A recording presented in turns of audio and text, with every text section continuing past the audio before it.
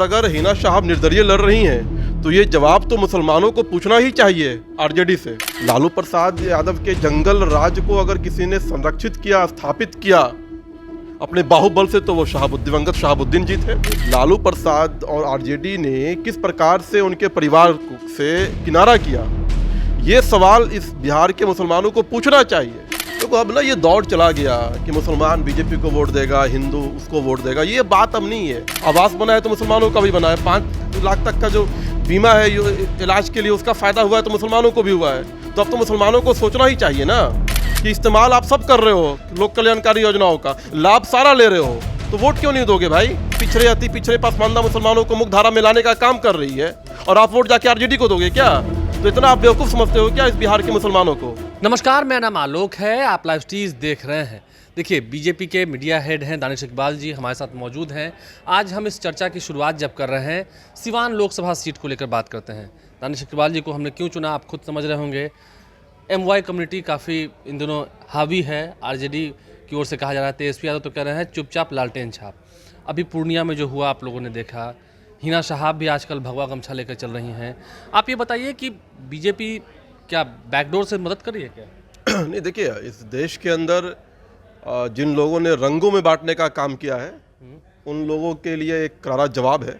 ये देश में जो है रंग के आधार पर जो है कोई निर्णय नहीं होता है। ये रंग जो है सबका है, कोई भी रंग जो है कोई भी उसका इस्तेमाल कर सकता है।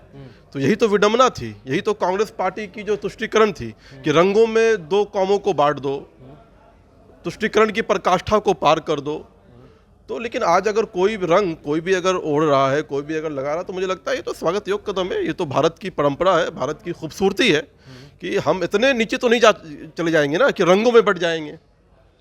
तो और जहाँ तक सवाल है कि देखिए चुनाव के अंदर कोई भी कहीं से चुनाव लड़ सकता है, और अगर हिना साहब निर्दलीय लड़ रही हैं तो ये जवाब तो मुसलमानों को पूछना ही चाहिए आरजेडी से कि जिसके पति ने आरजेडी के लिए क्या कुछ नहीं किया। लालू प्रसाद यादव के जंगल राज को अगर किसी ने संरक्षित किया, स्थापित किया अपने बाहुबल से, तो वो दिवंगत शहाबुद्दीन जी थे। नहीं, वो जेल जाना पसंद करे, लेकिन नीतीश कुमार के सामने उन्होंने झुकना पसंद नहीं किया था। नहीं, अब नीतीश कुमार के साथ नहीं गया वो अलग विषय है, लेकिन भाई लालू के साथ तो लॉयल थे ना वो, तभी तो नीतीश जी के साथ नहीं गए वो। लालू जी ने अपने जंगल राज को स्थापित करने के लिए शहाबुद्दीन का इस्तेमाल किया ना, ये तो बिहार के हर एक कोई जानता है ना, इसमें तो कोई दो राय नहीं है। लेकिन शहाबुद्दीन के जाने के बाद लालू प्रसाद और आरजेडी ने किस प्रकार से उनके परिवार से किनारा किया, ये सवाल इस बिहार के मुसलमानों को पूछना चाहिए कि भाई आखिर हिना साहब से, उनके बच्चों से क्यों किनारा किया। जब तक आपको शहाबुद्दीन की ज़रूरत थी, उस परिवार की ज़रूरत थी, आपने उसका इस्तेमाल किया, और इस्तेमाल करने के बाद उस परिवार को अकेला छोड़ दिया।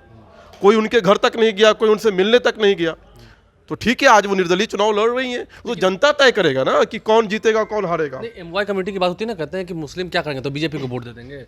वो क्या ये परसेप्शन बनाने की कोशिश कीजिए कि मुसलमान तो वोट देंगे फिर आरजेडी को ही, क्योंकि वो बीजेपी को नहीं देंगे। देखो, अब ना ये दौड़ चला गया कि मुसलमान बीजेपी को वोट देगा, हिंदू उसको वोट देगा, ये बात अब नहीं है। मुसलमान बीजेपी को वोट देंगे। बात अब है कि विकास पे, मुसलमान बीजेपी को वोट डेवलपमेंट पे। अरे भैया एक बात बताओ, इस देश के अंदर 10 साल से एक ऐसी सरकार चल रही है जो गैस दे रही है तो मुसलमानों के घर में भी गैस जा रहा है, बिजली दे रही है तो मुसलमानों के घर में बिजली जा रहा है, शौचालय बना है तो मुसलमानों का ही बना है, आवास बना है तो मुसलमानों का भी बना है, 5 लाख तक का जो बीमा है इलाज के लिए, उसका फ़ायदा हुआ है तो मुसलमानों को भी हुआ है। तो अब तो मुसलमानों को सोचना ही चाहिए ना कि इस्तेमाल आप सब कर रहे हो, लोक कल्याणकारी योजनाओं का लाभ सारा ले रहे हो, तो वोट क्यों नहीं दोगे भाई? जो सरकार इस देश के अंदर सबका विकास, सबके विश्वास और सबके प्रयास के लिए काम कर रही है, जो तुष्टीकरण नहीं बल्कि संतुष्टीकरण के माध्यम से काम कर रही है, जो कि मजहब के आधार पर नहीं बल्कि सामाजिक न्याय के आधार पर दलित, पिछड़े, अति पिछड़े पसमानदा मुसलमानों को मुख्य धारा में लाने का काम कर रही है, और आप वोट जाके आरजेडी को दोगे क्या? तो इतना आप बेवकूफ़ समझते हो क्या इस बिहार के मुसलमानों को? अब समय आ गया है, अब वो वक्त चला गया कि जाति के आधार पर, धर्म के आधार पर, जब से नरेंद्र मोदी जी 2014 में प्रधानमंत्री बने हैं तब से इस देश के अंदर परिवारवाद की राजनीति, वंशवाद की राजनीति, तुष्टीकरण की राजनीति, सांप्रदायिकता की राजनीति, भ्रष्टाचार की राजनीति पूरी तरह से समाप्त हो चुका है। लेकिन वो तो पूछ रहे हैं ना, वो तो कभी कभी ये भी पूछते हैं कि मुसलमानों को तरजीह कहाँ देते हैं बीजेपी वाले। मुसलमानों को पूरा तरजीह नहीं मिलता है तो आज मैं आपके सामने बात कैसे कर रहा हूँ?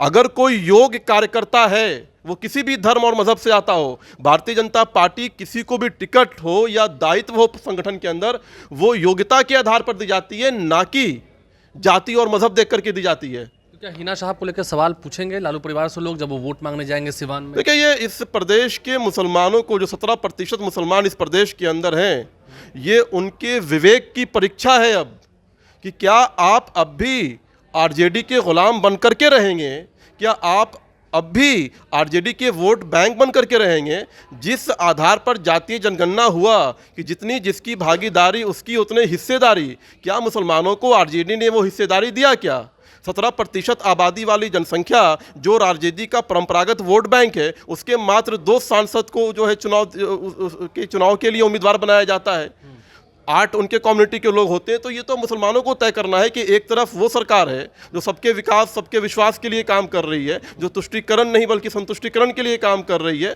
तो मुझे लगता है कि इस प्रदेश का मुसलमान अब विवेकपूर्ण तरीके से मतदान करने जा रहा है। एक तो सवाल ये भी उठने लगा था जब पप्पू यादव निर्दलीय चुनाव लड़ रहे थे कि क्या किसी और यादव को बढ़ते हुए नहीं देखना चाहता है लालू परिवार? ये भी देखिए, निश्चित तौर पर लालू यादव बहुत डरे हुए हैं। क्यों? और डरे हुए इसलिए हैं कि वो चाहते हैं कि वो ये जानते हैं कि तेजस्वी के समानांतर कोई युवा, कोई संघर्षशील राजनेता, कोई अच्छा बोलने वाला वक्ता अगर बिहार में राजनीति में खड़ा होता है, तो तेजस्वी यादव की राजनीति जो सफर है वो अंधकारमय हो जाएगी। इसलिए बता रहा हूँ, इसलिए उन्होंने पप्पू यादव को टिकट देने में वहाँ पे जो है कांग्रेस के साथ चाल चली, किस तरह साजिशतन उनकी पार्टी को विलय कराया और फिर टिकट देने से जो है उनको मना कर दिया, कांग्रेस के साथ दबाव बना के।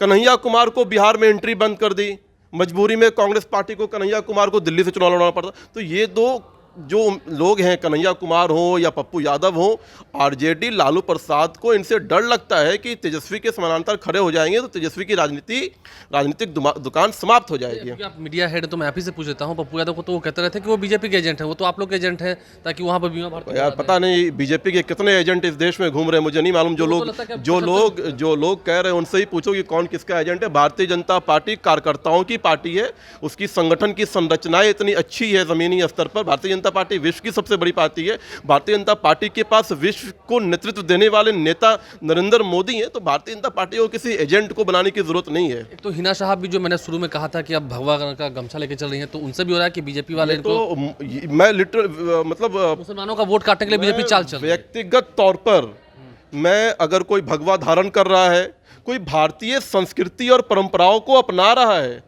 यही तो भारत की खूबसूरती, यही तो हम चाहते हैं कि हमारी पूजा पद्धति अलग हो सकती है, लेकिन हमारी परंपराएं, हमारी संस्कृति जो है वो अलग नहीं हो सकती है।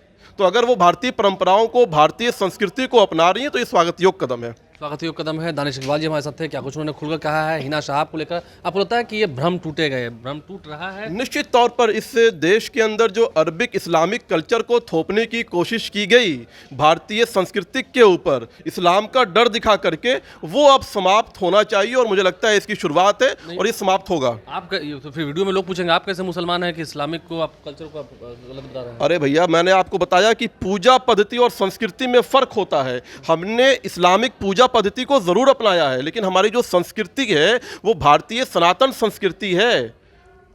तो हम अरबिक इस्लामिक कल्चर को नहीं थोप सकते ना भारत के अंदर। हमारी वही कल्चर है जो हिंदुओं की कल्चर, हमारी शादी की कल्चर, हमारे यहाँ जो है पुराने जो परंपराएं हैं उसको मानना। तो हुआ कि जब बाहर से अंग्रेज आए, आक्रांताओं के साथ जो मुसलमान आए, विदेशी मुसलमान आए, उन्होंने इस्लामिक ईरानी कल्चर को थोपने की कोशिश की गई और अब जो हम लोग हैं भारतीय कल्चर को अपना रहे हैं। ये जवाब बिहार के मुसलमान देने को तैयार हैं? निश्चित तौर पर बिहार का मुसलमान इस बार के चुनाव में आरजेडी को जरूर जवाब देगा। आरजेडी को जवाब मिलना है। दानिश इकबाल जी हमारे साथ थे, क्या कुछ उन्होंने खुलकर कहा है मुस्लिम्स के कम्युनिटी को लेकर के, यादवों को लेकर के क्या परसेप्शन बन रहा है आरजेडी के भीतर, आपने सुना है। हमारे चैनल को सब्सक्राइब कर लें, साथ साथ फेसबुक पेज भी लाइक करें। धन्यवाद।